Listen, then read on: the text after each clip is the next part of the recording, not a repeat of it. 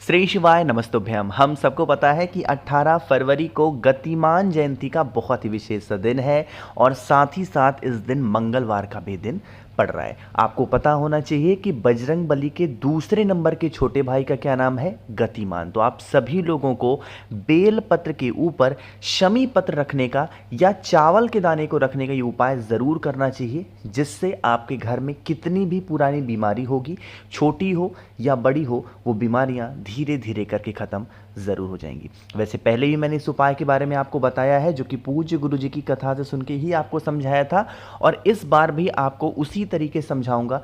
But लोग गलतियां बहुत ज़्यादा कर रहे हैं, आप बहुत ध्यान से इस उपाय को करिएगा, ठीक है ना। देखो, सबसे पहले समझ लेते हैं कि हमें कौन कौन सी चीज़ों को लेना है। जैसे कि स्क्रीन पे दिख रहा है, आपको एक बेलपत्र लेना। ध्यान रखिएगा, बेलपत्र कहीं से कटी फिटी ना हो। दूसरे नंबर पे जो हमें सामान लेना है वो सामान है शमी का पत्ता। अब जितने भी मेरे भाई बहन मेरी वीडियो को विदेशों से देख रहे हैं या फिर अपने भारत से देख रहे हो और आपको शमी का पत्ता नहीं मिलता, तो उसकी जगह पे 2 चावल का दाना ले सकते हो। या तो 2 शमी का पत्ता ले लो या 2 चावल का दाना, ठीक। इतना लेने के बाद में जो सबसे ज़रूरी चीज़ है, महादेव का जो प्रिय चीज़ है, वो क्या है? लाल चंदन। तो आपके पास में लाल चंदन होना चाहिए। लेकिन यहाँ पे आप सभी को दिख रहा होगा सूखा लाल चंदन। सूखा नहीं लेना है, आप छोटी सी कटोरी लीजिएगा।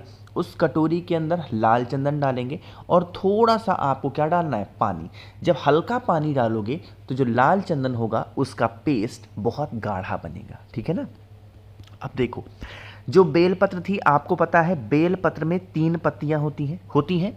जो 2 नंबर की पत्ती है और जो 3 नंबर की पत्ती है, इसी पत्ती पे आपको ज़्यादा मात्रा में लगाना है लाल चंदन। जैसे मैं लगा रहा हूँ ना, आप भी ज़्यादा मात्रा में लाल चंदन को लगाएंगे। 1 नंबर वाली पत्ती को छुएंगे नहीं, उसको ऐसे का ऐसा ही रहने देंगे, लेकिन नीचे की दोनों छोटी पत्तियों पे आप लाल चंदन लगाना, ठीक। लाल चंदन लगाने के बाद में जो भी आपने लिया हो, चाहे वो चावल का दाना लिया हो या शमी के पत्ते को लिया है, इसी लाल चंदन के ऊपर चिपका देना, ठीक है ना। चिपकाने के बाद में आपका बेलपत्र कुछ ऐसा सजा हुआ नजर आएगा। इस बेलपत्र को यहाँ से उठाइएगा और सीधा पहुँचेंगे कहाँ पे? महादेव के शिवलिंग के पास में, ठीक। ध्यान रखेंगे, तांबे के लोटे में जल को भी भर के ले जाना है। फेस रखिएगा उत्तर दिशा, नॉर्थ डायरेक्शन।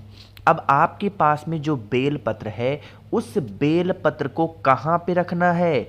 माता अशोक सुंदरी के स्थान पे आपको रखना होगा। जब यहाँ पे रख रहे होगे तो आपको कौन सा नाम बोलना है? मैं नाम लिख दे रहा हूँ ताकि आप किसी भी प्रकार से गलती ना कर पाओ। गतिमान भगवान का नाम लेकर के आपको समर्पित करना है बेलपत्र को। जो भी व्यक्ति घर में बीमार है उसका नाम और गोत्र बोलेंगे, महादेव से विनती करेंगे और फिर आप सभी को लास्ट में 1 लोटा जल महादेव के शिवलिंग के ऊपर श्री शिवाय नमस्तुभ्यम का जप करके समर्पित करना। जब बेलपत्र चढ़ाएंगे तो आपको गतिमान भगवान का नाम लेना है और जब जल चढ़ाओगे तो श्री शिवाय नमस्तुभ्यम का जप करना, ठीक है ना। मेरी बातें समझ में? इस प्रकार से आप उपाय को करेंगे, यकीन मानिए करके देखिएगा, कोई भी प्रॉब्लम, कोई समस्या आपको परेशान नहीं करेगी, ठीक। चलो, तो आपको पहला उपाय समझ में आ गया होगा। आगे बढ़ते हैं अब इस वीडियो के हम लोग अपने दूसरे उपाय की तरफ, जो कि आप सभी को करना है बेलपत्र के साथ में ही। अब यहाँ पे हम सबसे पहले ये समझ लेते हैं कि इस उपाय के बेनिफिट क्या होने वाले हैं, इस उपाय के फायदे क्या होंगे। जैसे मान लो कि आपके घर में कोई भी ऐसा इंसान है जिससे आप बहुत परेशान चल रहे हो ना। कोई इंसान किसी से परेशान कब होता है? जब वो इंसान घर में चिल्लाए, गाली गलौज करे, या फिर घर में मतलब कहते हैं ना कि बहुत शो ऑफ करना हर एक चीज़ों का, चाहे वो गुस्से का हो या फिर किसी भी चीज़ का, तो आप इस उपाय को करेंगे, है ना। इसके लिए भी आपको ज़रूरत पड़ने वाली है मात्र एक बेलपत्र की, कहीं से कटी फिटी हुई ना हो, है ना। बेलपत्र के साथ में जब हमें किसी को कंट्रोल करना होता है तो हम क्या लेते हैं? लौंग लेते हैं ना। कितने लौंग? बहुत ज़्यादा नहीं, मात्र 1 लौंग आपको लेनी है और उस लौंग के फूल टूटे हुए ना हो, है ना। इतनी बातें समझ में? इन दोनों चीज़ों को लीजिएगा और लेने के बाद में आप पहुंच जाना सीधा महादेव के शिवलिंग के पास में, है ना। देखो, जब भी हम कोई उपाय करते हैं तो ज़्यादातर उपाय में जल हम बाद में चढ़ाते हैं ना, लेकिन इस उपाय में हमें क्या करना है? जल पहले चढ़ाना है। जब जल चढ़ाओगे तो किसका स्मरण करेंगे? श्री शिवाय नमस्तुभ्यम का जल चढ़ाने के बाद में शिवलिंग को अच्छे से अपने हाथों से पोंछ देना, ठीक है ना, जैसे पोंछते हो वैसे पोंछ देना। पोंछने के बाद में जो बेलपत्र मैंने आपको दिखाया, सबसे पहले उस एक बेलपत्र को भोले शंकर के शिवलिंग के ऊपर रखेंगे और रखने के बाद में ध्यान रखिएगा जो डंडी होगी वो माता अशोक सुंदरी के तरफ होगी और जो पत्ती का पोर्शन होगा वो आपकी तरफ होगा, है ना। इतना रखने के बाद में अब आपके पास में जो एक लौंग है, उस एक लौंग को जब आप इस बेलपत्र के ऊपर रखोगे, एक नाम यहां मैं लिख रहा हूं, उस नाम को ध्यान रखिएगा। क्या नाम लिखा हुआ है बताओ भाई? श्रम्भेश्वर महादेव। फिर से बोल रहा हूं, क्या नाम लिखा है? श्रम्भेश्वर महादेव के नाम से आप सभी को उस एक लौंग को बेलपत्र के बीच वाले पत्ते के ऊपर रख करके जो भी व्यक्ति घर में परेशान करता है उसका नाम और गोत्र बोल देना। करके देख लीजिए इस उपाय को। आपके घर में जो भी व्यक्ति बहुत गंदी हरकतें करता हो, गाली गलौज, मतलब घर में लड़ना झगड़ना ऐसा होता है, तो इंसान धीरे धीरे करके सुधर जरूर जाएगा, ठीक है ना। सभी को करना है, किसी को भी भूलना नहीं है और हर व्यक्ति इस उपाय को जरूर करेगा, ठीक।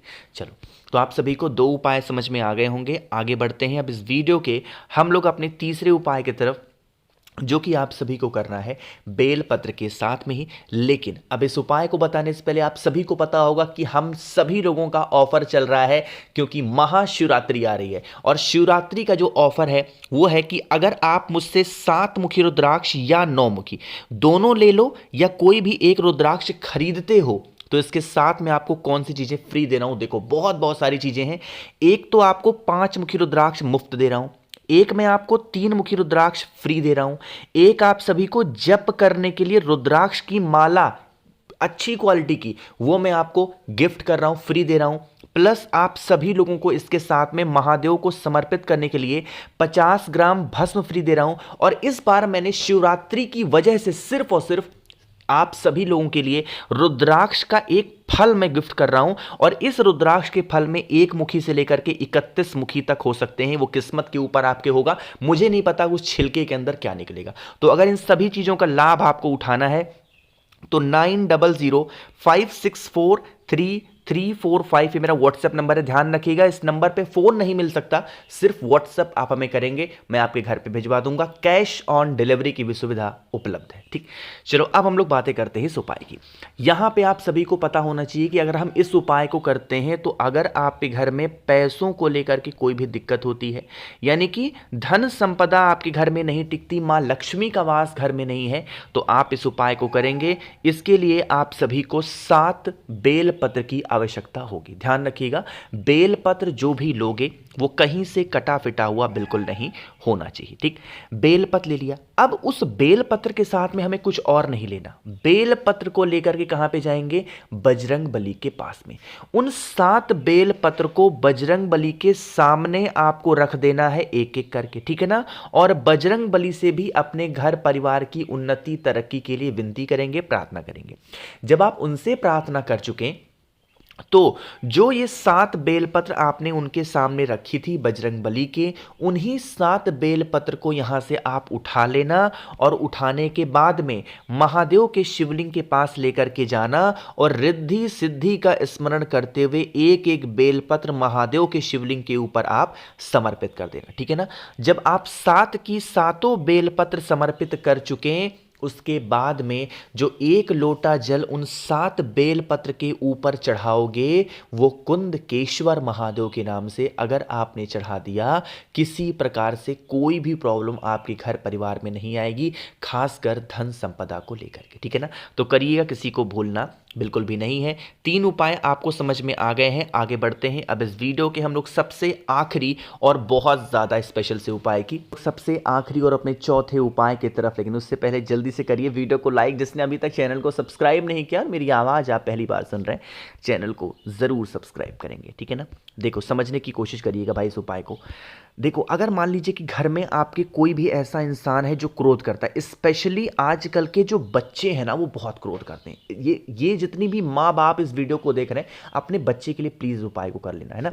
देखो, क्या करना है, 3 बेलपत्र लीजिएगा, बहुत प्यारी से सुंदर सी। आपका बच्चा जब सो रहा हो, जब वो जग रहा हो, तब इस उपाय को नहीं करना। क्या, आपका बेटा हो, आपकी बेटी हो, छोटे हो बड़े हो, अगर गुस्सा, क्रोध, चिड़चिड़ाहट बहुत है उनके अंदर, जब वो सो रहे हो, 3 बेलपत्र को उनके हाथों से स्पर्श करा दो, ठीक है ना, टच करा दो।